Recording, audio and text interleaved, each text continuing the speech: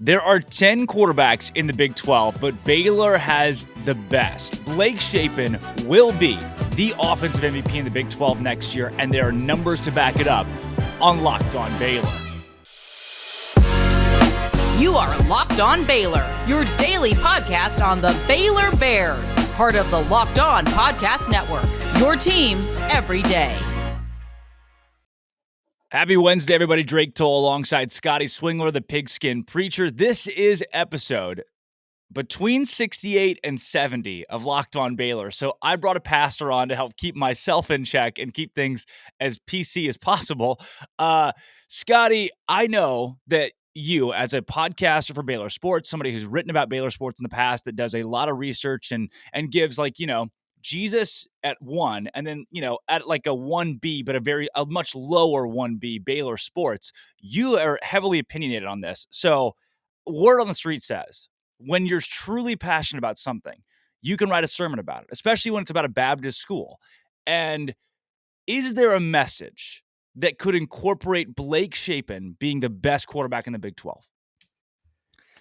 Let me see how we can spin this, Drake. So here's the deal. Part of being a preacher is that I preach the gospel which I've inherited. That's actually an essential part of the New Testament, is that you do not preach another gospel. There's some really harsh words for people who preach another gospel or a false gospel. So listen, while I came on your show this spring to advocate for Gerry Bohanon as Baylor's starting quarterback in 22, I must faithfully preach the gospel I've inherited, not the one I'd hoped for.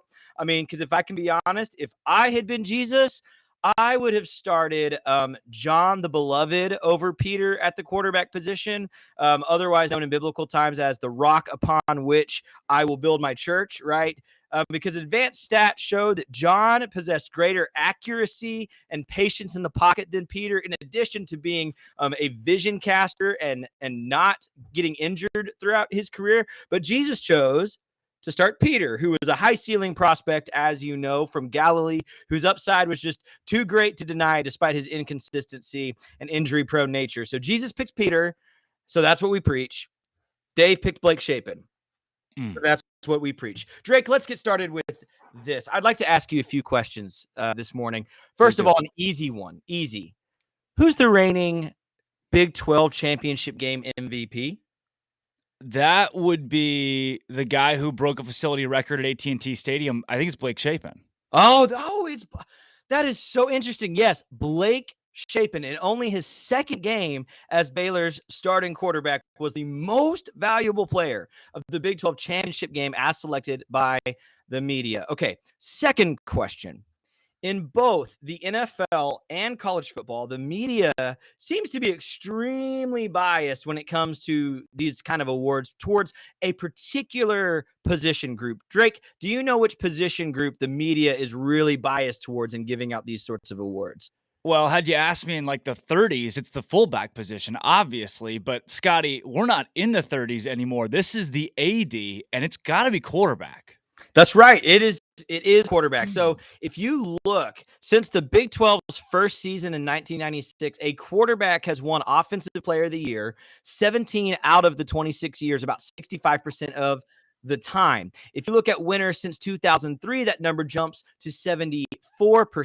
And in 1999, the writers liked quarterbacks so much, they gave the award to 2 of them. So in total, 18 quarterbacks have won Big 12 Offensive Player of the Year in the 26 years of the Big 12 Conference. And of those quarterbacks, I looked through the list this morning. I think you can make a sound argument that 14 or 15 of the 18 were clearly playing for the best team in the conference. Yeah. So here's the question now, Drake, a third question for you. Who did the media pick to win the Big 12 in 2022? Somehow, Scotty, against the murmurs of Texas fans and Oklahoma fans, they picked that little Baptist school in Waco.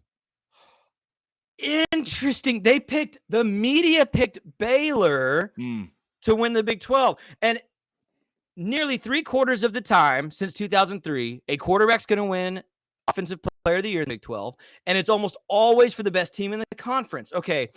There you go. So my apologies real quick to Deuce Vaughn and Bijon Robinson. It's just not happening for them this season. They are, one, playing the wrong position, okay? And while Kansas State has a slim little dark horse chance to summit this mountain, Texas, they got no shot. We know what they're going to do. They're going to win 5 to 7 games. Frankly, Texas probably should start Bijon Robinson at quarterback. It might work out better for them than starting Quinn Ewers because, gross. But I digress. Let's think about something else. In Romans 10:14, Drake, here's the scripture for today. Paul writes, how will they believe if they have not heard? In other words, how will someone know Jesus if a friend or a preacher does not talk about Jesus? And the Bible of college football clearly says in Charlie Hebrewer chapter 1, how will he throw if he have not time? In other words, Drake, your quarterback can't do anything without time to throw the ball, aka an offensive line. So my fourth question is this. Who possesses the best offensive line in the Big 12 according to everybody who's made a list? CBS Sports, Bleacher Report, On3, Heartland. Do you know who that might be? It's not close. It's PFF would tell you it's the best line in college football. It's the Baylor Bears. Oh, Baylor has the best offensive line in college football. The Joe Moore semifinalist unit that returns 4 or 5 starters and arguably improved at the 5th spot. Yeah. Okay, so Shapen's going to have time to put the ball downfield. Are you starting to believe yet, Drake? I see where you're going. See, I'm used to sermons with 3 points. You're giving me 4 questions. You're kind of throwing me out of whack right now. I'm overloaded here. We're moving there's into 5. The final movement, Drake. Here it is. Blake Chapin is notably a 2-sport athlete. So even though I don't think he's actually suited up for Baylor baseball yet, he was recruited just as much as a baseball player, as a football player. You should see him turn those double plays from the shortstop position, dude. He is a killer baseball player. Now, Baylor has, in the not-so-distant past, had another really notable 2-sport athlete play the quarterback position. Can we think of who that might have been? Let's see. Okay, this one's really hard, so I'll give you a hint. He bears the same name as his father and his grandfather. Could he have run track? He did run track. He wasn't a wide receiver, was he? He was not. You've narrowed it down to one option, and I think it's Robert. I think his name was Robert Griffin III. RG3, as his friends call him, won the Big 12 in the 400-meter hurdles, arguably the hardest race in track and field. As a true freshman, he was a 2-sport star at the college level. So the last time Baylor University had a 2-sport superstar under center, he won a Heisman Trophy. Oh, I'm preaching now. I'm preaching. A Heisman, that is the Ark of the Covenant of college football awards. Oh, Lord. Now hold on. Now, think about this. This is the last question for you. The last time Baylor had a starting quarterback whose first name started with a B was when? First name? There's Bell, there's Brewer, there's give me phone a friend, Scotty, phone a friend. It was in 2014 when Bryce Petty won Big 12 Offensive Player of the Year and the Bears won the Big 12, which was a milestone they did not reach again until Blake Chapin won the Big 12 championship MVP. I'm out here preaching the good news. Will you believe Blake Chapin, 2022 Big 12 Offensive Player of the Year? Holy cow. There was, man. Everybody, wherever you are out there in the world listening, Zambia, Chatham, I don't even care. Round of applause, whatever that was. That was spectacular. My gosh. My chair actually hit the floor. That was a lot of fun. Oh, dinner and a show. Dinner and a show. Wow. We can't even argue with that. It's like every talking point that I had was just addressed in that right there. That's it. That's the 25-minute podcast. Everybody go home. That was it. That was the whole show. That is insane. Scotty, holy crap. I don't know. I'm in awe of that performance. I'm in awe right now. I want to go back to, what was it, Charlie Hebrewer? Yeah. And thou who cannot be protected cannot throw, or whatever. What was it? How will he throw if he have not time? Right. Or has not time? Yeah. Sorry that my scripture memorization has not been as on point as it used to be at church camp. That man, dude, Connor Galvin, Jacob Gall, you've got 4 out of 5 offensive linemen returning on the best offensive line in the Big 12. Before I even look at Blake Chapin and how good Shapen is, that's the first place I go. Because Texas, right? Let's say Quinn Ewers is it okay? Higher ceiling than Blake Chapin, maybe. Say he's a better athlete than Blake Chapin, better recruit, sure. But if he can't get the ball off in time, what are you going to do? Dylan Gabriel at Oklahoma. What do we know about Oklahoma and how their offense is going to look under Brent Venables? And maybe they're solid under Levy, but the turnover there is nuts, right? I was going to say, let's actually clarify, because there's been some people spouting about this on Twitter recently. We know exactly what that offense is going to look like. I mean, theoretically, we really, really do. But you're right. You have to have a line to make it work, and we don't know. And with Quinn Ewers, dude, who is the best school in America at taking touted 4- and 5-star athletes and doing nothing with them? It's good. It's Texas. Very it might obviously. be Texas. It might. Yeah. It is Texas. It's probably Texas. So Texas, Nebraska's up there, but Texas mostly, yes. Yeah. I mean, you can say this: Blake Chapin has proven more in 2.5 games than Ewers has at the college level. I mean, and to me, you don't know anything until somebody steps up onto that field. How many 5-stars have been nobodies? I mean, it happens. A majority, right. How many 5-star guys were on Kansas team when they went to Austin this past season and beat Texas? A team that is loaded with 5-stars. So you can't, it's so tough to project a team that, sure, maybe, again, highest ceiling, most athleticism in the Big 12. Maybe it's Texas. That doesn't win games. You can't, like, on paper, that doesn't win you a football game. And Blake Chapin, what he's put together on paper, the guy last season completed his first 17 passes of the Big 12 championship game, which is a facility record at AT&T Stadium. By the way, quarterbacks like Tom Brady have played at AT&T Stadium. There have been Super Bowls. Every high school football state championship is played there. Year after year, Alabama goes and plays there in these huge games early in the season. And late in the season, your Cotton Bowls. Who's got the facility record of any quarterback all time to play there? Blake Chapin, for completing the most passes. In that first half, he also threw 3 touchdowns, hurt his shoulder, and was still lights out. This isn't, Scotty. Quinn Ewers, when's the last time you saw him play college football? Never. See, now I'm asking you the questions. It's never. Let's go. One's too easy. Yeah. That to me is, you have it not on paper, on film, where Blake Chapin went out and tore apart maybe the best defense in the entire Big 12. Who just lost? That's the part of this story that's really easy to forget is just how good Oklahoma State's defense was last year. 100%. And it took them that whole half, and you're right, potentially an injury to kind of catch up to Blake Chapin. Yeah. Well, Shapen couldn't play in the Sugar Bowl. He was so hurt that right. A month later, when Baylor played in their bowl game, he was still out with a shoulder injury, but still torched your team. Yeah. Well, I've noticed a trend, and I mentioned this before we went live and recording this. I wrote a story about Baylor's quarterbacks in 2020, so we had not seen Shapen on a college football field at that point. Right. I just pointed out so many of these elite quarterbacks now are baseball players. Yeah. That is becoming more and more and more common. So just the short list, let me find it real quick. The short list in recent history: Colin Kaepernick, Russell Wilson, Johnny Manziel, Kyler Murray, and Patrick Mahomes were all like very notable good baseball players. Yeah. And I don't think it's a coincidence. And I drew the comparison in 2020. I compared Shapen's game to Russell Wilson. I got a lot of flack. How can you say he's Russell Wilson? I'm not. Russell Wilson's a Hall of Famer. But as far as size, arm talent, ability to move the pocket, all of those things, those guys are very similar. And I just, so even when you talk about like Quinn Ewers and you're like, yeah, he's more athletic and maybe has more upside. I don't know that. Like, I don't know that that's necessarily true. I want to pitch this to you. Do you remember Brandon Whedon, who was the best quarterback in the Big 12 in 2012? That team goes to the national championship, if not for Iowa State knocking them off wide right, natty light.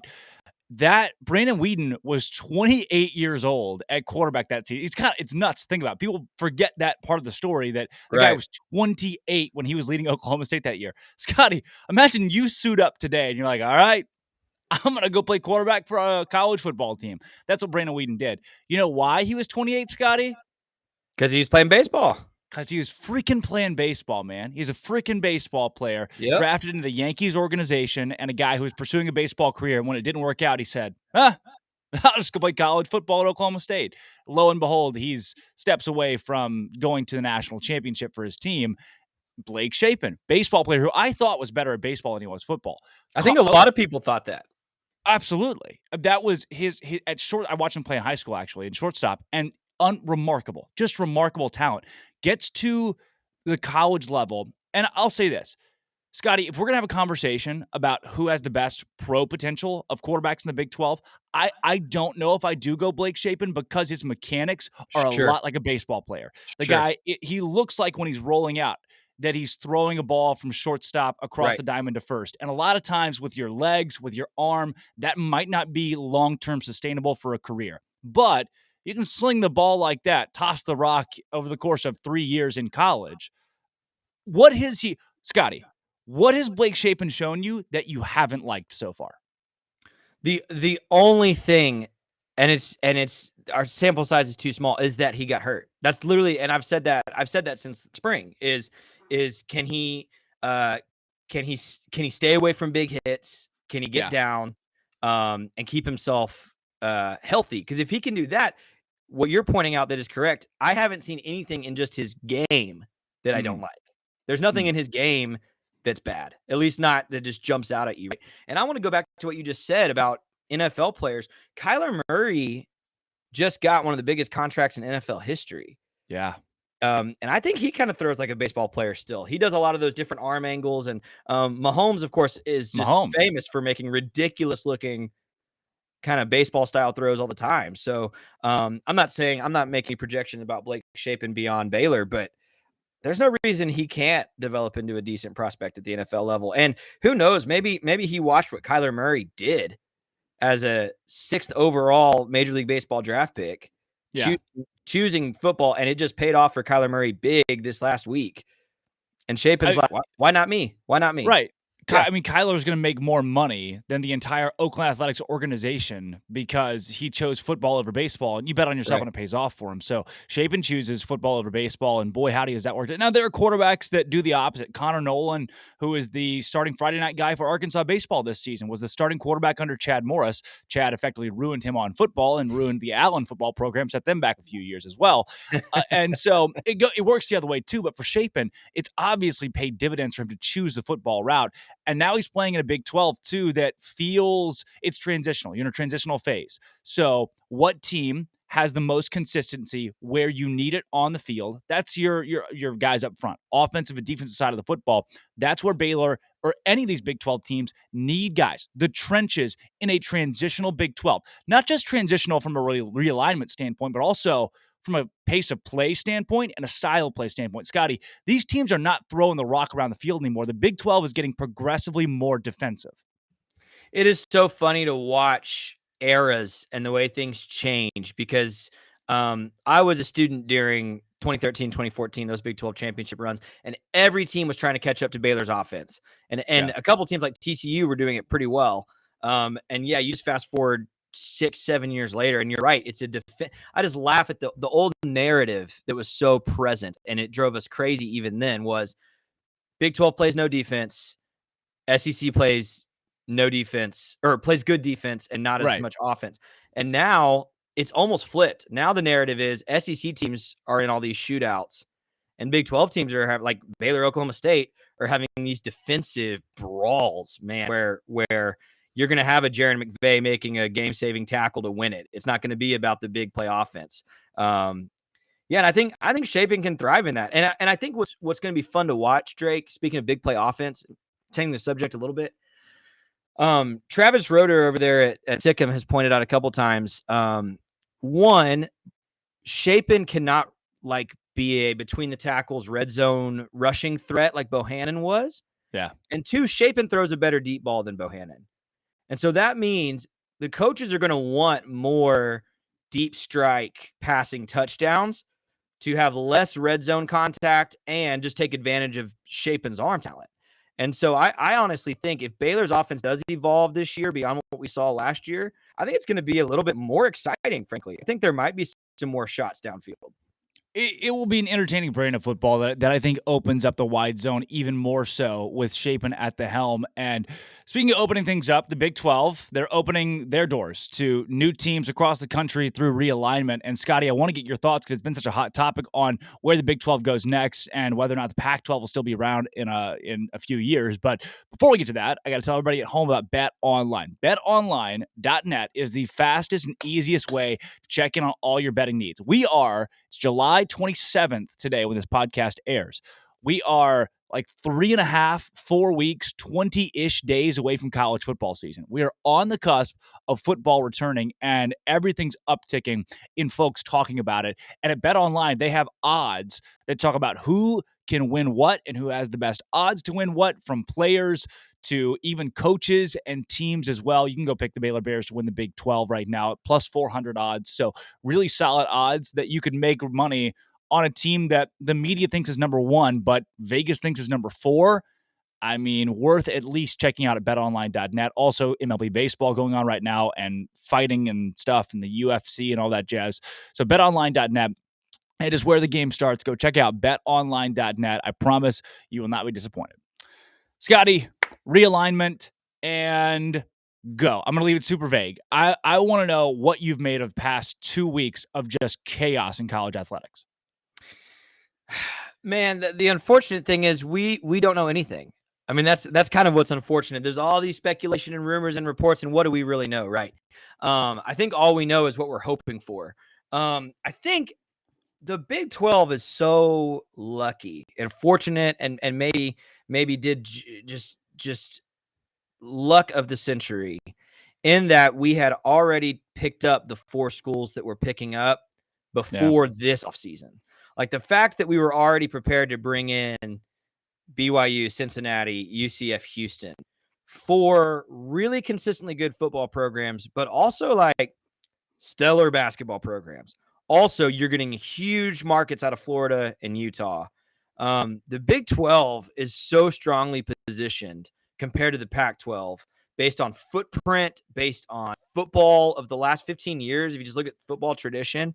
So I think I don't know specifically what I can comment on, except to say I think the Big 12 is in a really safe place to be that third major conference.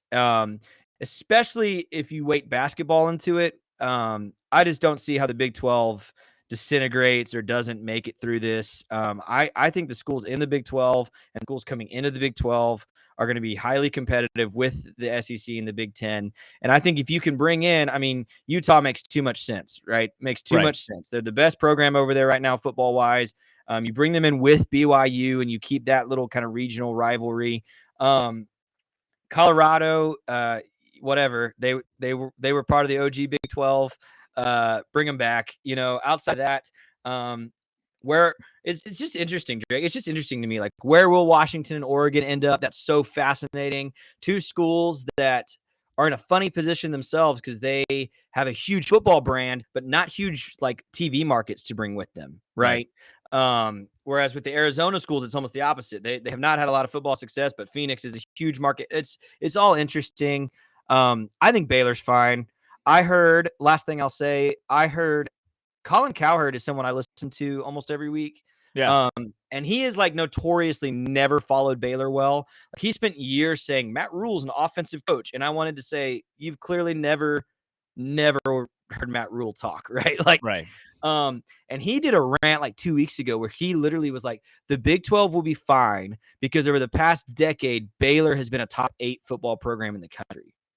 And I was like, wow, yo, like, okay, like it takes 12 years, but finally Baylor's kind of starting to get seen as a big brand in college athletics. So I'm just excited to see what happens, man. And I'm for whatever it is. Let's do it. So the big thing to me, and this is the last thing I'll pitch you when it comes to realignment, the Pac-12, you already mentioned the Big 12's ability to poach some of those teams.